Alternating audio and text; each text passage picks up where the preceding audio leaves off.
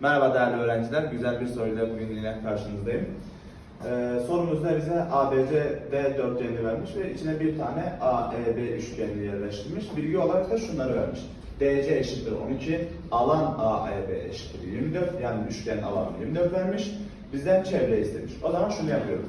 Bir kere DC'yi 12 olarak yazayım. DC nedir? 12. Gözüküyor mu bu? Tamam.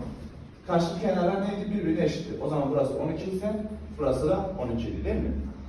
Alan AEB'yi 24 vermiş. Şimdi üçgenin alanı neydi? Taban, o tabana inen yükseklik bölü 2. O zaman buradan bir tane yükseklik indiriyorum. Bunu da bilmediğim için h diyorum. Şimdi alanı neydi? H çarpı 12 bölü 2. H çarpı 12 bölü 2 eşittir ne? 24'e demiş. Mavi kaleme geçeyim. Her tarafı 2 ile burada sadeleştirdim. H çarpı 6 eşittir 24. Her tarafı 6'ya böldüm. H eşittir 4.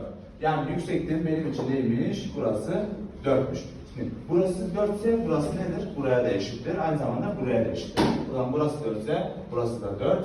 Burası da 4 olur. Bizden çevre istemiştik. Karşılıklı kenarlar toplamı 12 artı 12'den 24 artı 4 artı 4'ten 8. 24 artı 8 32 olarak bulmuş.